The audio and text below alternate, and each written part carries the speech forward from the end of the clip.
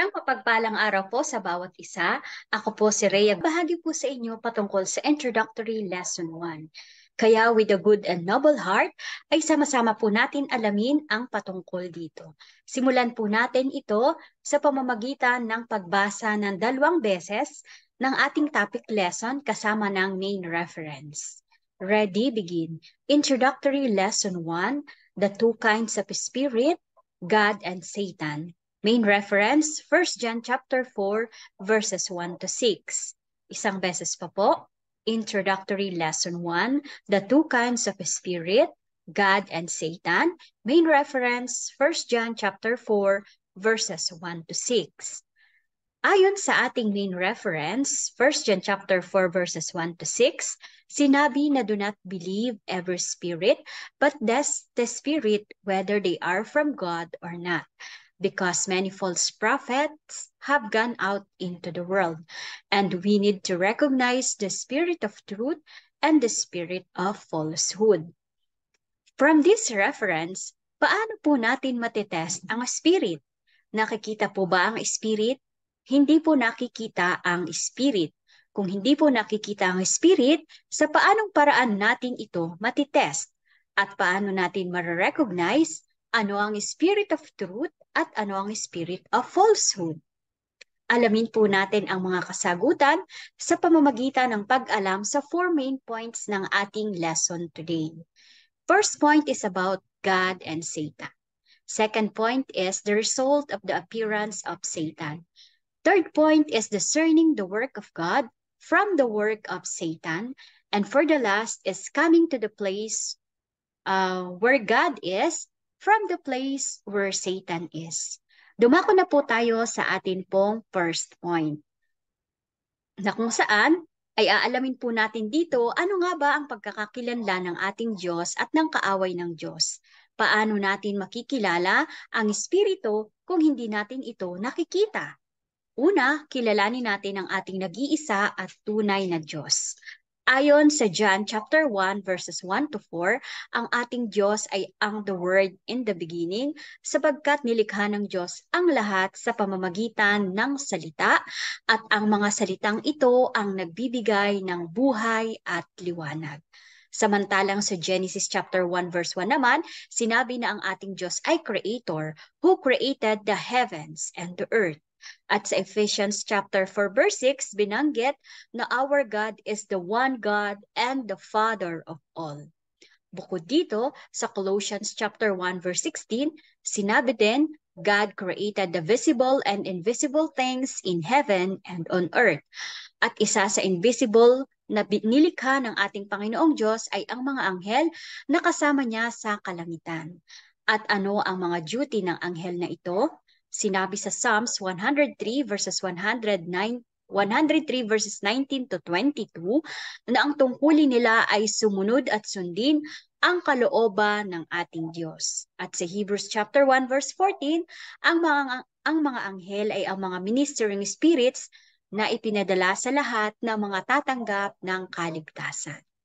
At napakarami po ng mga anghel na ito na hindi mabilang na nilikha ng ating Diyos, gaya ng sinasabi sa Revelation chapter 5 verse 11 na numbering 1,000 upon thousands and 10,000 times 10,000.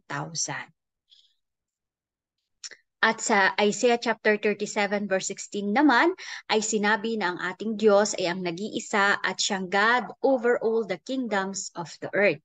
Siya ay Diyos na bago pa man likhain ang langit at lupa ayon sa Exodus chapter 3 verse 14. Wala siyang simula at walang katapusan. At ang ating Diyos ay isang espiritu ayon sa John chapter 4 verse 24. Ito ang ilan sa mahalaga na pagkakakilanlan ng ating nag-iisa at tunay na Diyos. Ngayon, dumako na tayo sa pagkakakilanlan ng kaaway ng Diyos, si Satan. Sino nga ba si Satan? Ano ba ang mga ekspresyon na ginamit sa loob ng Biblia na tumutukoy sa kanya? Sa Revelation chapter 20 verse 2 at Revelation chapter 12 verse 9, siya ay ang dragon, the ancient serpent, the devil, or Satan. Ngayon, paano ba nalikha si Satan? Sino ang lumikha sa kanya? Ang Diyos po ba? Hindi po ang ating Panginoong Diyos ang lumikha kay Satan. Sa Ezekiel chapter 28 verses 11 to 19, ang nilikha po ng ating Panginoong Diyos ay isang napakagandang anghel at walang kapintasan. Siya po ay model of perfection, full of wisdom, perfect in beauty, at model of perfection. Ngunit ano po ang nangyari sa maganda at perpektong anghel na nilikha po ng ating Panginoong Diyos? Natagpuan po sa puso ng anghel na ito ang kasamaan at siya ay naging palalo. Ano po ang kasamaan na ito? Sa Isaiah chapter 14 verses 12 to 15, ito ay ang pagnanais niya na higitan pa ang lumikha sa kanya. Gusto niya na siya po ay maging Diyos din at gusto niya na umupo sa trono ng Diyos at siya ay maging Diyos din. Dahil sa kasamaan na ito, ang anghel na ito kasama ang kanyang mga kampon ay inihulog sa lupa, iniwan nila ang kanilang tahanan at kanilang posisyon ayon sa nakasulat sa Jude chapter 1 verse 6. At sa 2 Peter chapter 2 verse 4, sila ay ang mga anghel na nagkasala na ang ginagawa po nila ay mandaya o linlangin ang mga mananampalataya, upang may mga makasama sila na hahatulan pagdating ng mga huling araw.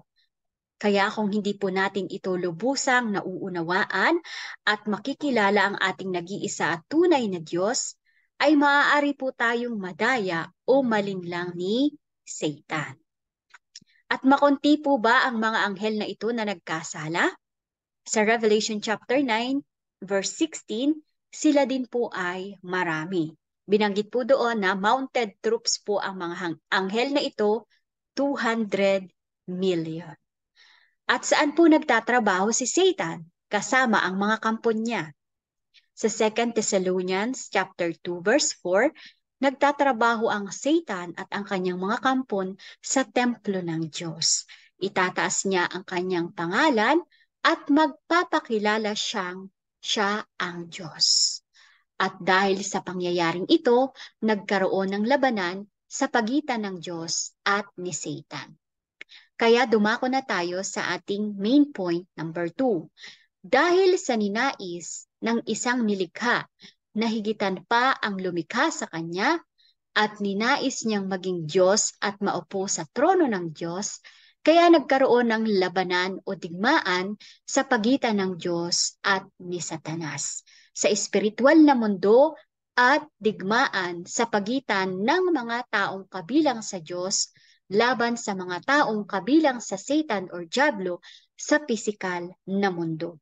Ito ang naging resulta ng paglitaw ni Satan o ng devil. Ngayon, paano natin mapagtatagumpayan ang digmaan na ito? Ano ang sandata na kinakailangan natin upang tayo ay hindi madaya ng Satan o Diablo? Sa Ephesians chapter 6 verses 12 to 17, ang sandata natin ay ang Word of God o ang salita ng Diyos upang tayo ay magtagumpay. Sa loob ng 6,000 years, ay patuloy na nakikipaglaban ng ating Diyos upang ang mundo na ninakaw ni Satan ay maibalik sa Kanya at makasama tayo ng ating Panginoong Diyos, tayo na Kanyang mga nilikha. Ngayon, ay dadako naman tayo sa ating main point number 3. Paano natin makikilala ang trabaho ng Diyos at ang trabaho ni Satan or ng devil or ng evil one? Ayon sa John chapter 1 verses 1 to 4, ang ating Diyos ay ang the Word in the beginning, sapagkat nilikha ng Diyos ang lahat sa pamamagitan ng salita. At ang mga salitang ito ang nagbibigay ng buhay at liwanag. At ano ang evidence na buhay ang salita at totoo ang ating Panginoong Diyos sa pamamagitan at totoo ang ating Panginoong Diyos? Ito ay sa pamamagitan ng prophecy and fulfillment. At ano ang magpapatotoo kung saan lugar nagtatrabaho ang ating Diyos? Una, dapat makita natin ang lugar kung saan ay naipapaliwanag ang patungkol sa propesiya at katuparan ng propesiya at naipapahayag ang totoong katauhan ng mga propesiya o actual entity. Pangalawa, dapat na ipapatotoo sa lugar na ito ang mga kahulugan ng mga talinghaga at ang mga nasa loob ng Biblia. At pangatlo, dapat ang paglikha ay naaayon mismo sa kung ano ang nakasulat sa Biblia. At panghuli, dapat sa lugar na ito ay nandirito ang mga persecution o pag-uusig ng mga taong kabilang kay Satanas upang hadlangan ang gawain ng Diyos. Kaya, kailangan nating suriin ang mga sarili natin bago tayo mangusig o humusga at baka isa na tayo sa mga mag-uusig or huhusga kung hindi natin nauunawaan ang mga bagay na ito. Ngayon, ano naman ang lugar kung saan nagtatrabaho si Satan? Una, ito ay ang lugar kung saan walang kakayahan siya na lumikha, kaya walang propesiya at katuparan or prophecy at fulfillment. Dahil sa kanyang mga salita ay walang buhay, sapagkat siya ay isang nilikha lamang, wala siyang kakayahan na lumikha. Pangalawa, sa lugar na ito, ang paglikha ay hindi naaayon sa nakasulat sa Biblia. Pangatlo, ang kanyang mga salita ay kasinungalingan dahil hindi niya alam ang katotohanan patungkol sa salita ng ating Diyos. At ang mga katuroan dito ay walang patungkol sa prophecy and fulfillment. At number 5, sa lugar na ito nagmumula ang pag-uusig o persecution o sila ang mga tagapag-usig sa mga taong nagnanais na maunawaan ang katotohanan. Ngayon, nalaman na natin ito. Paano tayo makakapunta sa lugar kung nasaan ang Diyos na pinagmumula ng buhay at liwanag at katotohanan? Dadako na tayo ngayon sa ating main point number 4. Paano nga ba tayo makakapunta kung nasaan ang Diyos na pinagmumula ng buhay at liwanag?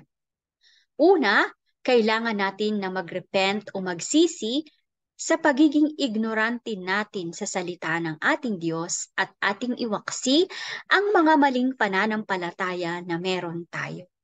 Pangalawa, kailangan nating maipanganak na muli sa salita ng Diyos at sa Espiritu. Nasabi sa John chapter 3 verses 3 to 5 that we need to be born again with water and Holy Spirit. Sa Deuteronomy chapter 32 verses 1 and 2, ang tubig ay inihalin tulad sa salita ng ating Panginoong Diyos. At sa John chapter 6 verse 63, sinabi po na the words I have spoken to you are spirit and they are life. Peter chapter 1 verse 23 naman, sinabi na kailangan nating maipanganak sa binhing hindi nasisira. At ano ang binhing ito? Ito ay ang salita ng Diyos. The living and enduring Word of God. Kaya sa kabuuan, tanging ang ating Panginoong Diyos lamang po ang tagapaglikha ng langit at lupa at siya ang nag-iisa at tunay na Diyos. Dahil nasa ating nag-iisa at tunay na Diyos lamang ang tunay na salita at liwanag sa loob ng Biblia, ay nandito ang kanyang mga pangako o propesiya at sa takdang panahon, ito ay kanyang bibigyan ng katuparan, ang prophecy and fulfillment, at meron pong magpapatotoo na ang ating Diyos ay talagang tumutupad sa kanyang mga pangako sapagkat siya ay Diyos na totoo. Si Satan naman o devil ay isa lamang nilikha at wala siyang kakayahan na lumikha. Nilikha siyang isang napakagandang anghel, puno ng karunungan, walang kapintasan, ngunit dahil sa kanyang kasakiman, ninais niya na higitan pa ang lumikha sa kanya. At nagtaksil siya sa Diyos at kinalaban niya ang Diyos. Wala siyang kakayahan na lumikha. Kaya wala sa mga salita niya ang propesiya at katuparan dahil siya ay isang created being lamang.